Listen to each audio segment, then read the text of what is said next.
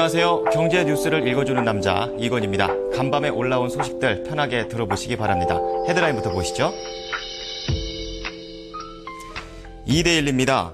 가계대출과 중소기업 대출 가산금리를 한눈에 본다.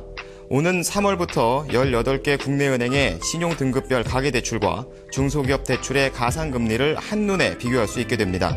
금감원은 매월 20일 은행연합회 홈페이지를 통해 공시한다고 밝혔습니다. 한국경제입니다. 국세청 조세 체납 징수에 박차. 국세청이 지하경제 양성화와 세수 확보를 위해 세무조사와 체납 징수 업무에 500명을 추가로 투입합니다.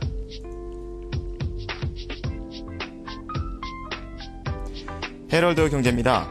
환변동 피해기업 자금 지원 대상 확대. 정부가 환율 하락에 대응하기 위해 긴급 경영 안정자금 지원 대상을 넓히기로 했습니다.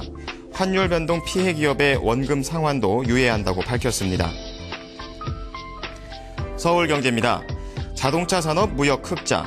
자동차 산업의 지난해 무역 수지 흑자가 사상 처음 600억 달러를 넘어섰습니다. 전년보다 5.8% 늘어났습니다. 자, 2대1부터 보도록 하겠습니다. 금융감독원은 가계대출 3개와 중소기업 대출 3개의 가산금리를 10단계로 구분한 신용등급별 대출금리를 오는 3월부터 매월 20일 은행연합회 홈페이지를 통해 공시한다고 밝혔습니다.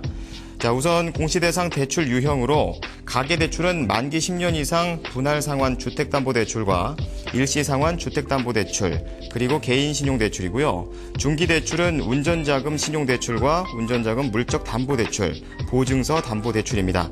조금 더 자세하게 보면 가계대출은 전달의 평균 기준금리와 가산금리를, 중기대출은 신규 취급 건수가 적어서 금리 왜곡 현상이 나타날 수 있다는 점을 고려해 직전 3개월간의 평균 기준금리와 가산금리를 공시한다고 합니다. 그리고 외부기관 협약에 따라 대출금리가 별도로 정해지는 정책자금대출, 예를 들어 보금자리로라든지 국가보훈처 협약대출 등은 공시에서 제외가 됩니다. 자, 헤럴드 경제 보도록 하겠습니다. 정부가 최근 환율 하락에 대응하기 위해서 긴급 경영 안정자금 지원 대상을 넓히기로 했습니다. 또한 환율 변동 피해 기업의 원금 상환도 유예한다고 합니다. 좀 하나씩 보도록 하죠. 자, 우선 지원 대상을 보면 기존에는 환 위험을 피할 수 있는 파생 상품이라든지 외화 대출에 따른 피해로 한정을 시켰었는데요. 이제는 매출액 대비 수출 실적 비중이 30% 이상인 수출 중소기업 중에서 전년도 매출액이 30% 이상 하락한 기업을 일시적 경영애로 자금 신청 대상으로 확대해서 포함을 시켰습니다. 자, 두 번째로 원금 상환 유예인데요. 실태 조사를 통해서 환율 하락으로 경영 애로를 겪고 있는 기업의 경우 원금 상환을 유예하고, 상환 유예를 이미 실시한 업체에 대해서도 추가로 상환 유예를 검토하기로 했다고 합니다. 네, 오늘 수요일인데요. 오늘 하루도 힘차게 보내시기 바랍니다. 경제 뉴스를 읽어주는 남자였습니다.